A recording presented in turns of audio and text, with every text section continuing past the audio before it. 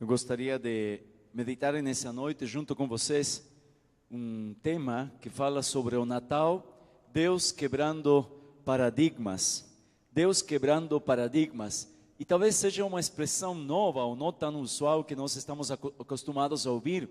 O que é um paradigma? O conceito paradigma provém do latim ou do grego paradigma, que significa exemplo ou modelo, um padrão a ser seguido. O paradigma é um conceito ou preconceito estabelecido por um grupo ou por uma sociedade. É algo que repetimos continuamente, fazemos sem pensar o porquê estamos fazendo.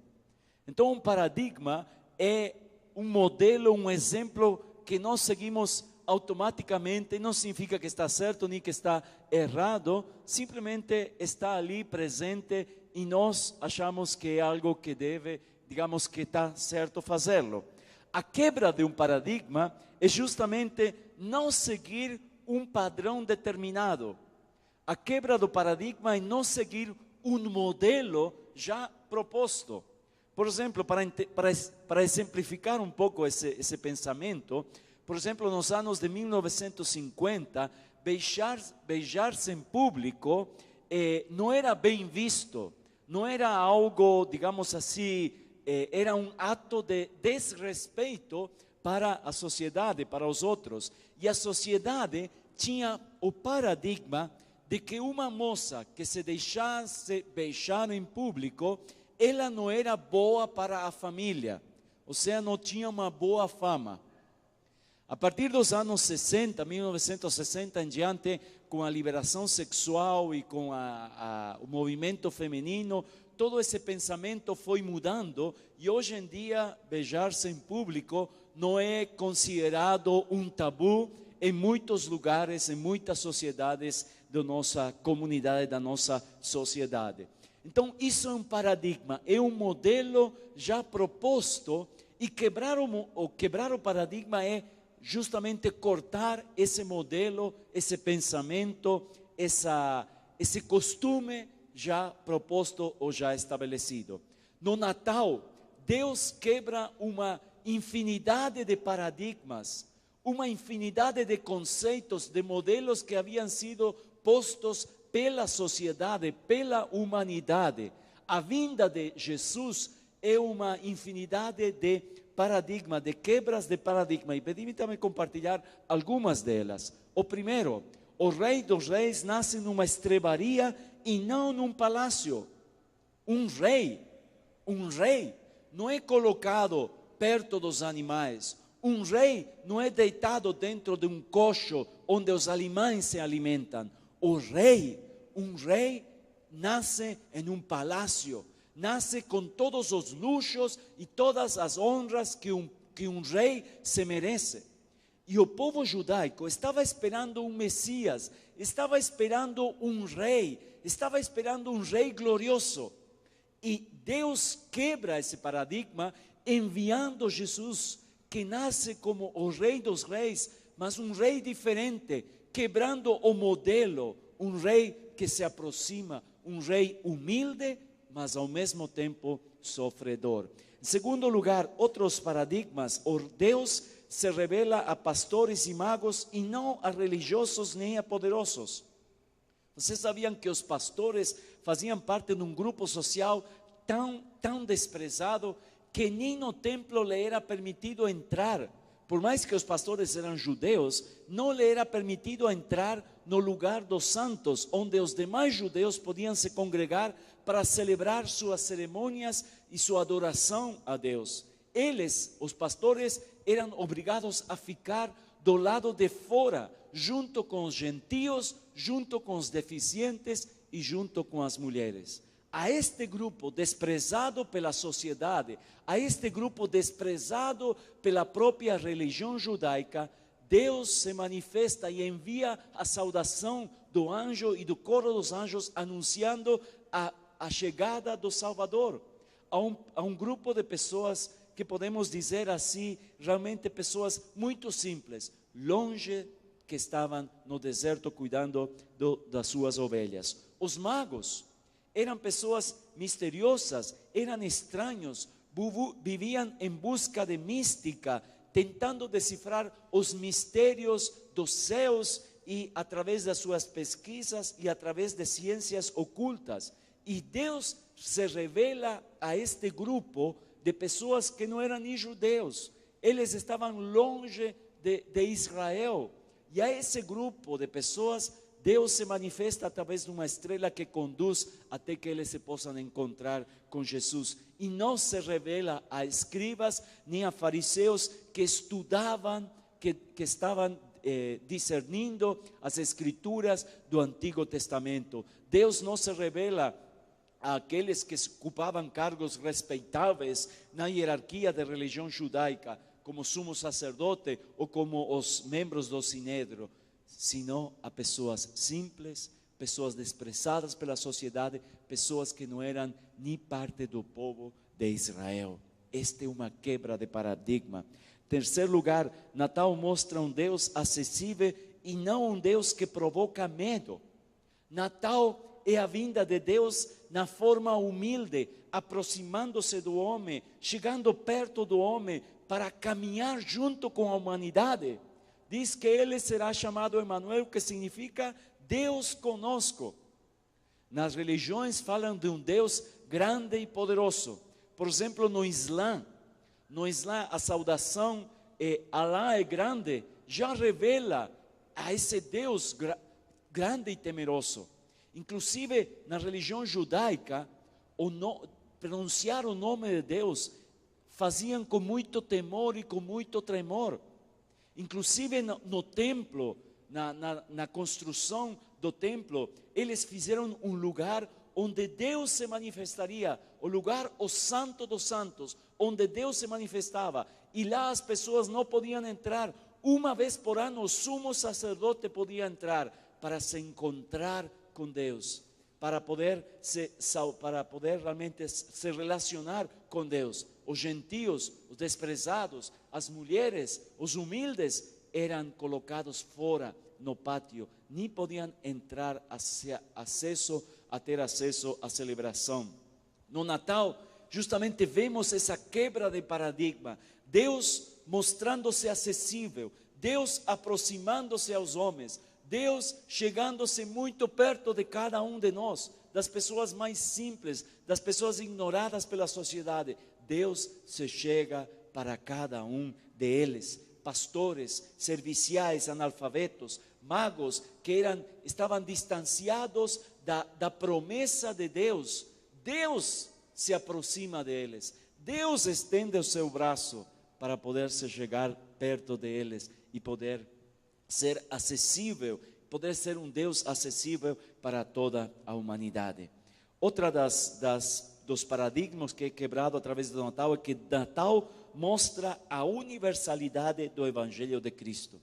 Quando finaliza o Antigo Testamento, aproximadamente 400 anos de silêncio, e depois temos o início do Novo Testamento, e vocês podem ver isso no livro de São Mateus, no capítulo 1 do livro de São Mateus, o primeiro evangelho, o primeiro livro do Novo Testamento, e começa o evangelho de São Mateus, começa mencionando a genealogia de Jesus.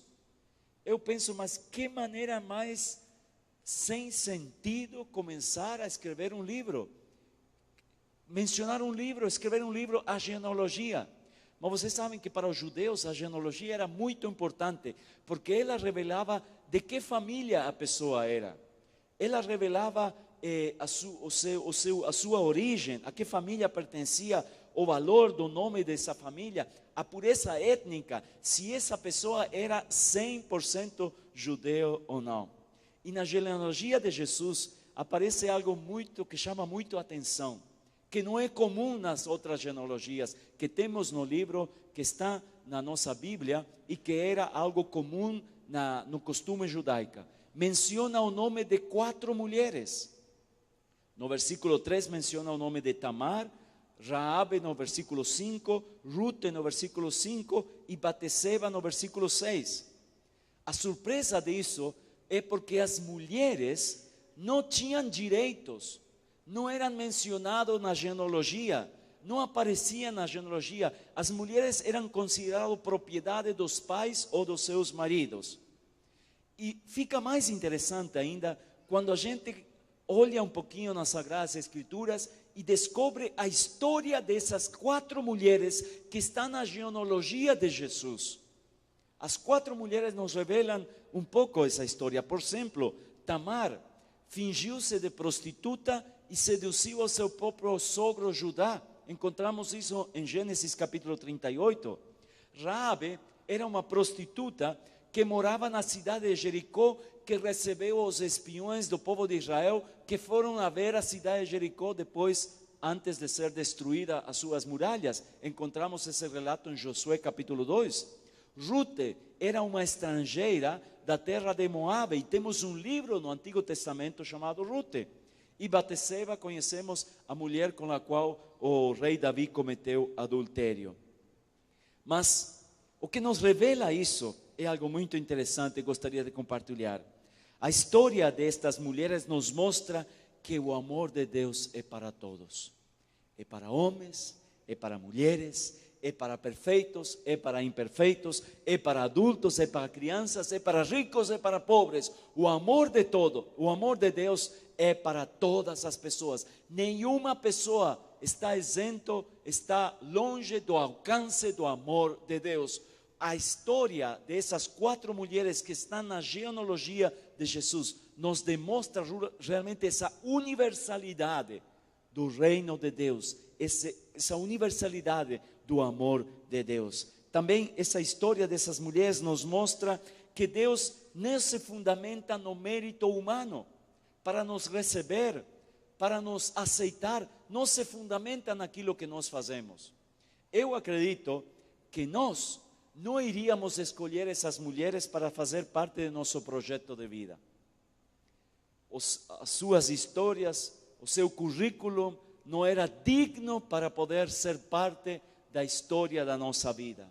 Porém, as escolhas de Deus não se fundamentam em méritos, nem em desempenho espiritual, nem em boas obras, mas a escolha de Deus se fundamenta na graça e na misericórdia de Deus, na obra de Cristo na cruz do Calvário, quando morreu por nossos pecados. O amor de Deus não tem nada a ver com se somos bons ou não.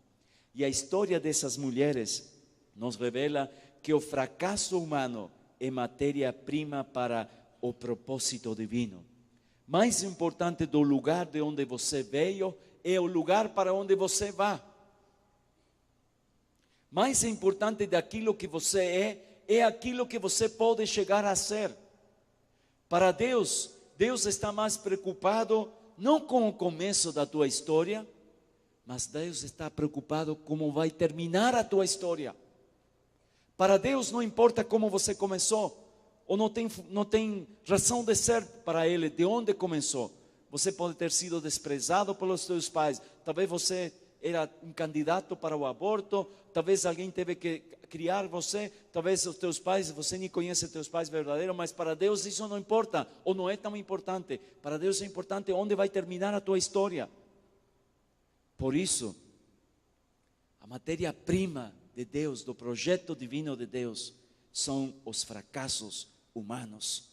Em Lucas capítulo 2, versículo 11 diz: e que hoje vos nasceu na cidade de Davi o Salvador, que é Cristo Senhor. Quem precisa de salvação? Precisa de salvação aquele que está perdido, aqueles que se perderam na vida, aqueles que enfiaram as mãos pelos pés, aqueles que se equivocaram, aqueles que se confundiram, aqueles que não sabem mais o que fazer para encontrar um rumo para a sua vida. Esses estão perdidos e esses precisam da salvação. E na Bíblia diz que Jesus veio buscar e salvar o perdido.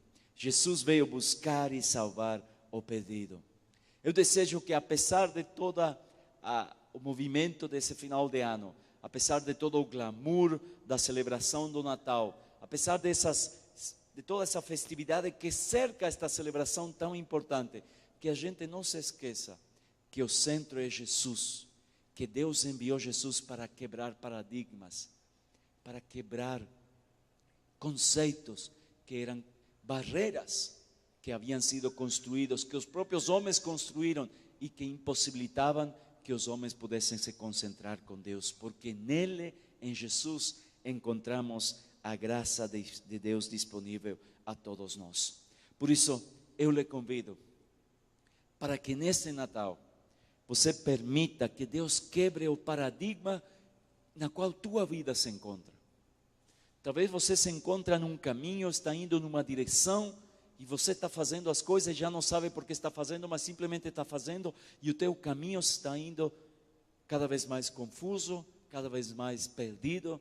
Eu convido para que nesse Natal você permita para que Deus, através de Jesus, possa quebrar esse paradigma e possa fazer uma nova vida em cada um de nós.